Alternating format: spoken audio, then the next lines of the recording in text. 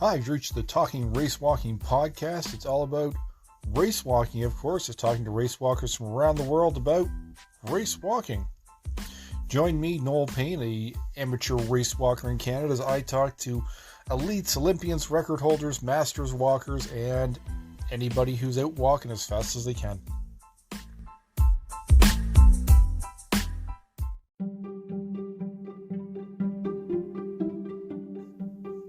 Hi, so this is a section where I'd actually be talking to someone, a race walker. So this is where you can come in. If you know a race walker, you're a race walker, and you have an amazing story, I want to hear from you. So reach out, let's chat, let's get walking and talking.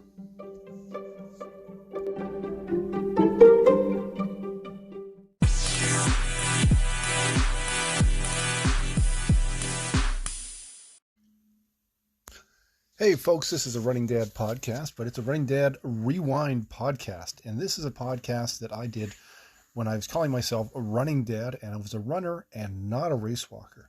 It's from almost 5 years ago, just before the pandemic, and I had the opportunity to talk to Evan Dunfee, who I had seen run a race, and I wanted to talk to him about his running and his race walking. A sport that I had known about, but wanted to know more about, and wanted to know more especially about this Canadian Olympic race walker. Have fun, and we'll see you after.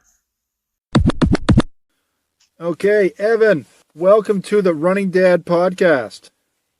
Oh, thank you for having me on.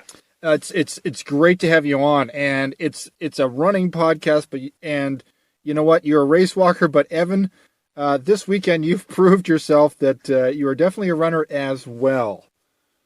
So that's what caught my attention. So right off the bat, tell everybody what you did this past weekend. Race walker by trade, but the running community is so amazing, and I like to dabble in it whenever I can. So I dusted off the running shoes, so to speak. More metaphorical than anything else. They're the exact same shoes that I race walk in, but. I gave it a go over the half marathon and ended up breaking my 2-year goal of going sub 70 minutes. So just snuck under there. It was 69:55. So I was pretty stoked on that. That's pretty darn impressive. So 109.54. That's, for anybody out there, that's about 3:18 pace. That's pretty darn quick for even runners. I mean, I expected you to be quick, being Olympic level race walker, but I wasn't sure what it would be like for you to strap on those. I looked at New Balance 1400s and go for a run in them, because your 20K time, your personal record, which was a Canadian record for 20K, was 120. So walking about 120, so about a 124, 125 half for race walking, which is it's blistering pace for most people going out just to try to race a half marathon. So what was it like strapping the shoes on to go for a run? How did that feel? I mean, because you're most of the time, especially when you're training hard, it's really a lot of race walking. It was really, really painful. I'm not gonna lie.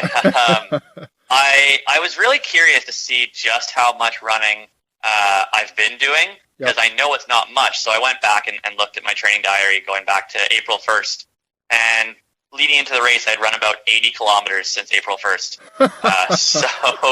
It works out to about an average of 2.5K a week.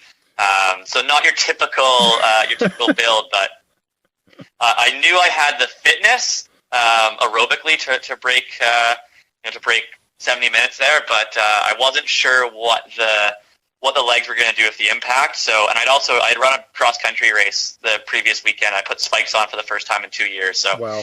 Getting to the start line, I was still sore from the previous week. So the race plan was kind of go out and bank as much time as you can early on, because I kind of figured I was going to be sore either way in the last 5K. Yeah. And didn't matter if I went out running a little bit quicker than pace or on pace, I maybe would slow down the same amount. And so that was my thought process. And so I went out pretty hard. I went like 15:55 or so for the first 5K.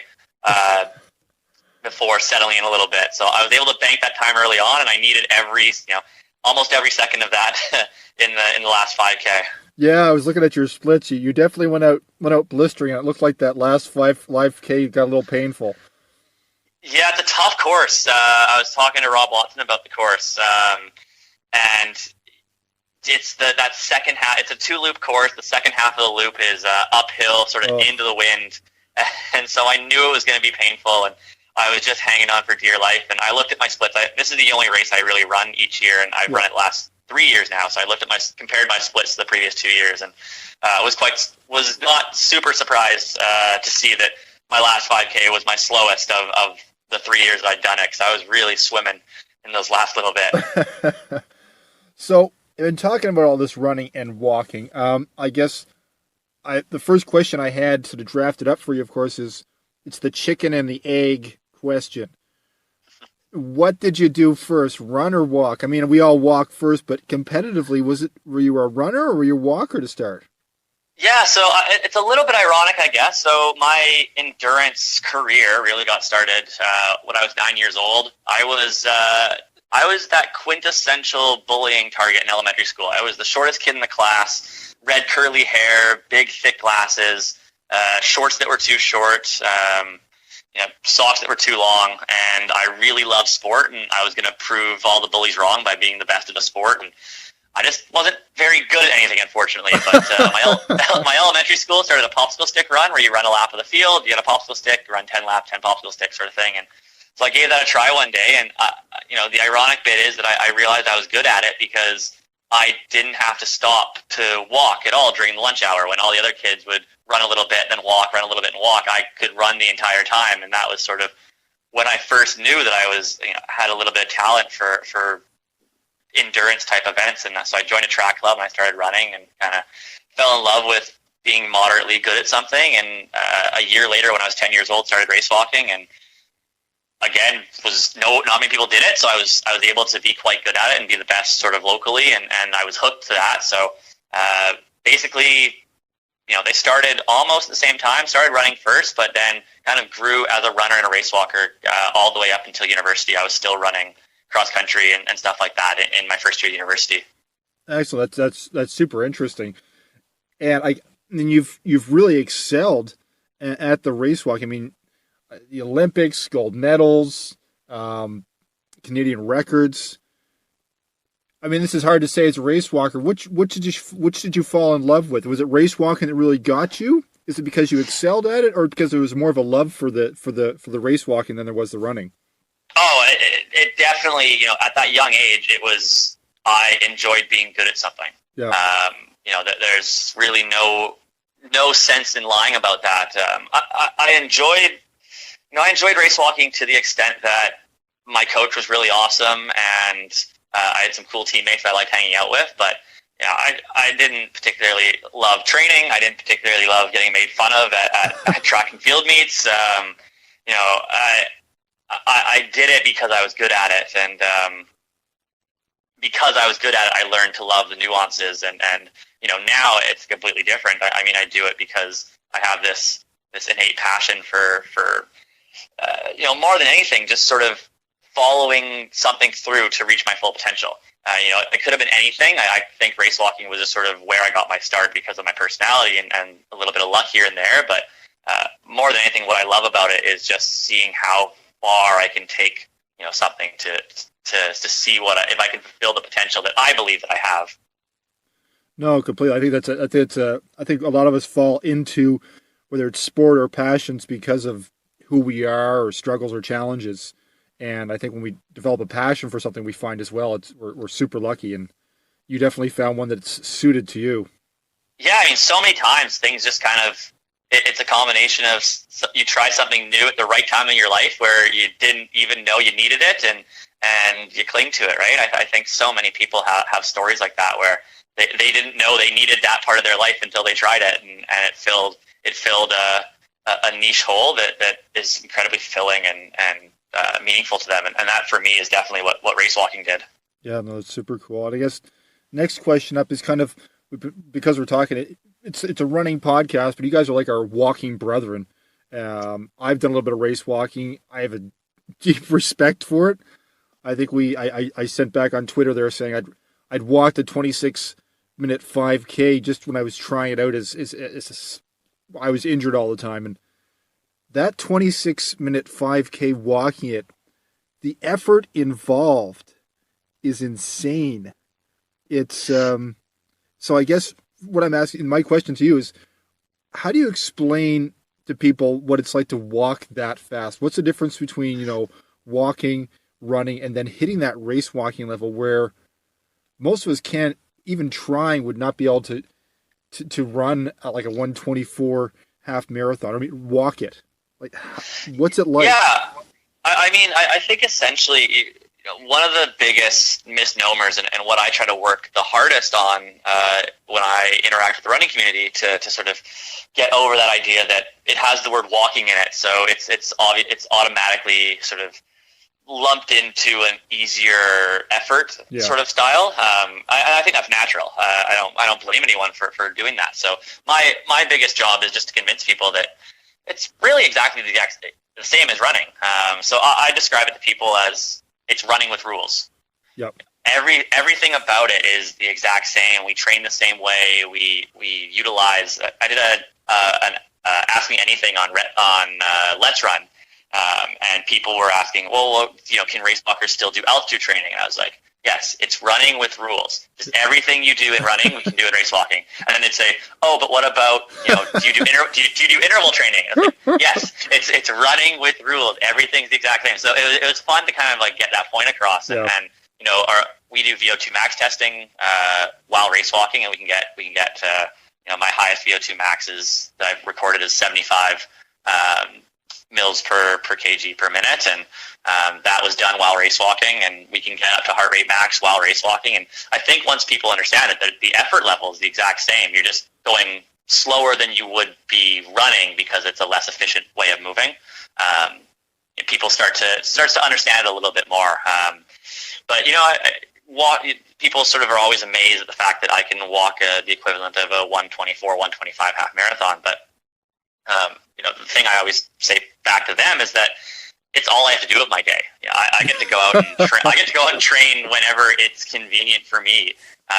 Whereas I'm so inspired by the people that have this passion and love for running, and they fit it around the rest of their life, whether it be full-time jobs, whether it be a family, whether it be both of those things. That is what inspires me, because I don't think I could do it. I love this so deeply, but I think if I had to get up at 5 o'clock in the morning just to fit my run in, I'm not sure I'd have that same level of love for it. So I'm always super inspired by those people, just as much as they might be inspired by what I'm doing for Canada. And I think at the end of the day, that's what I love so much about the running community, is that everyone has something to offer, and you can all feed off each other's different stories and achievements. And I think that's pretty unique in compared to other sports, and I absolutely have fallen in love with that the last couple of years. No, that's super cool, and actually, that's why I enjoy doing this podcast and the interviews and people I've talked to, because, like you said, it's the stories people share, and I find whether it's a race walker like yourself or a runner, everybody's got a story to share. They've got a reason to run, a reason to walk, personal challenge, losing weight, whatever it is. Everybody's got something to share, and I think especially where you line up on the race day, the same line as everybody. The elites are all there at the same time, even in the race walking events, except like the Olympics. Everybody's there together. Everybody's got their personal goals. Not everybody's going to finish the top 3, top 10. So yeah, everybody's got that thing in their head, their story, their reason to run. So yeah, there's definitely a connection there. And what's so cool is that everyone's own goals are celebrated equally. Like Mile the Marathon, which is a running group here in Vancouver, with a couple of Olympic coaches and Dylan Wykes and World Championship Representative Rob Watson and those guys, and they do an event a few times a year called Chase the Pace, where we go out to a track at the 5K. There'll be like three 5K races, a couple of pacers in each one, and basically everyone's goal is to go out there and PB. And so I finally made it out to one this year, and I was just blown away by, there was 280 odd runners, and the woman coming out and running maybe she's 6 months into running, and she runs 28 minutes for 5K, and that's her best time ever. Her achievement was celebrated just as much as the woman who ran a 16:30 and it was a PB.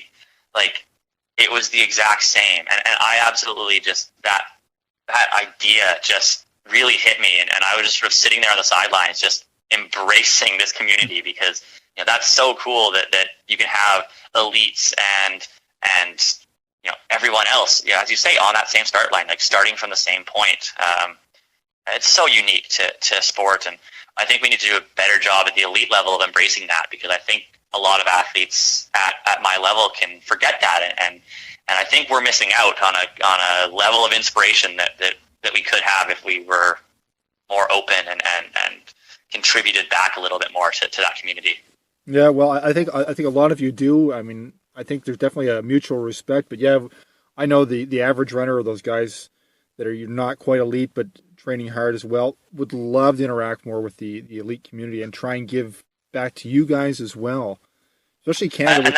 That's one thing I love about racewalking, is because when I go out there, if I'm doing a racewalking race, or if I'm doing like a running race, but I'm doing it as a racewalker, I'm right in there with the pack, and so I start at the front and I try to stay out of the way, because I know I'm gonna have a flood of people come flying by me, so I sort of hug the side as much as I can and take the longest corner, so I'm not on anyone's tangents or anything like that. But after the race starts, I'm kind of amongst the masses. So unlike the elite runners, who the gun goes and you never see them again unless it's an out and back course, I love that ability that I can kind of interact with people in the race and have that different level of connection, which is really fun. And it's also, nobody wants to lose to the racewalker.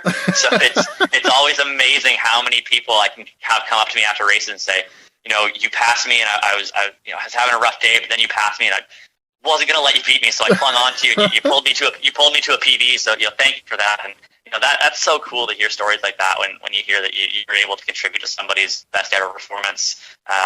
It's pretty awesome. So I love getting to do that sort of stuff. That's super cool. I hadn't thought of that. And I don't want to hold you up too long. I've got basically two questions left. One is about you blog a lot. I think you're a super positive guy. That's what you exude when you talk, when I've seen you talk on your blog, on social media. And recently I noticed your involvement with kids sport. So tell me about, was it 25K a day for the last 25 days in October? What was that about? Yeah, so I hit a bit of a lull this season in terms of my year didn't go great, and I hadn't achieved any of the sort of the racewalking goals I'd set out for myself. And I had this idea in my head for the last couple of years that I've really wanted to do. And basically, I walk fast for a living. That's, when you break it down, that's what I do, and that's not inherently valuable.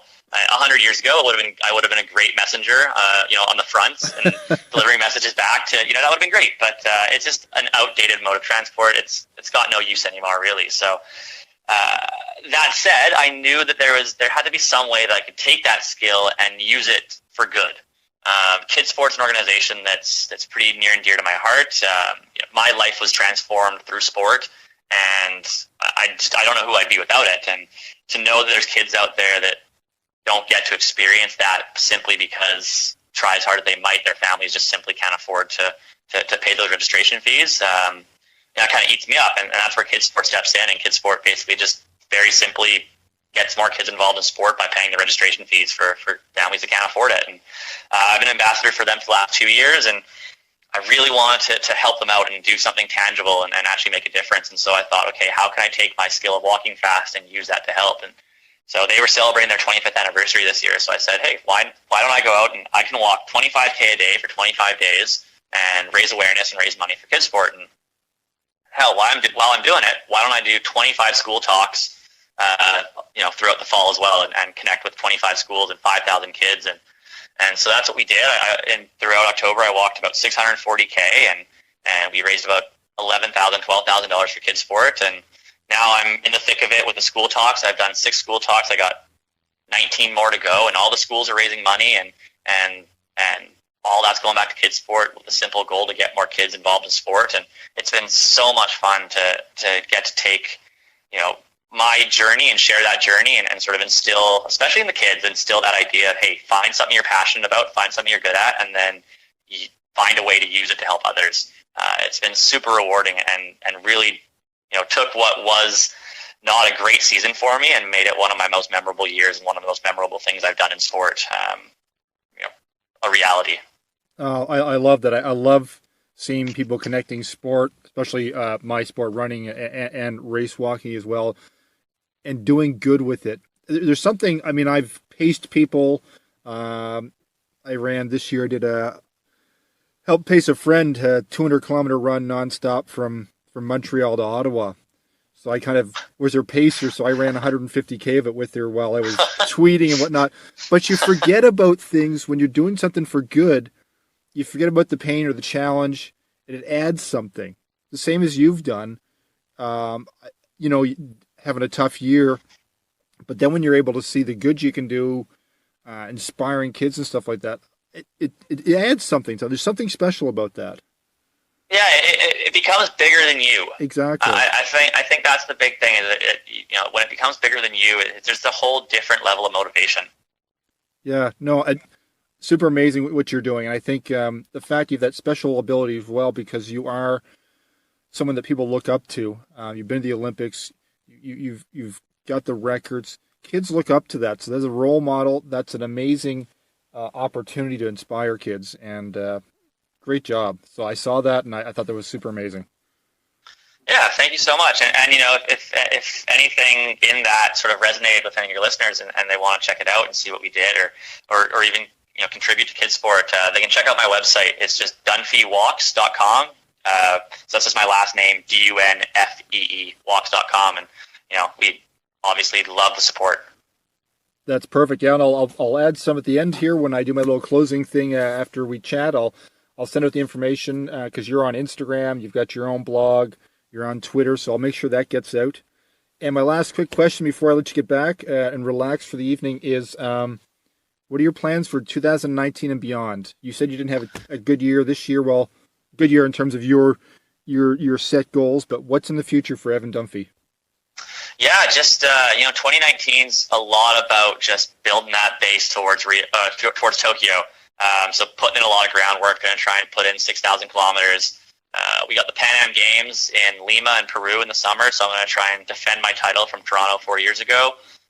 And then we got our World Championships in Doha and Qatar in October. Ooh. So that's going to be a fun challenge. The Racewalk race, just like the marathon, is starting at 11 o'clock at night. So I'm going to be ending my race at somewhere around 3 a.m. So that'll be an interesting, a new endeavor for me. Well, I wish you luck in everything. And if you're ever out this way to Ottawa, Evan, let's get out for I would say a race walk, but I would never be able to keep up with you. Well, I'll go for a trot, and you can race walk beside me. You're definitely welcome. Sounds perfect. Here. Sounds perfect. Thanks so much for chatting on the Runningdad podcast, and all the best. Thanks for having me on. Take care. You too. Take care. Hello, listeners. It's a bit of information here about Evan Dunfee. Evan is a Canadian record holder, Canadian Olympian, and racewalker.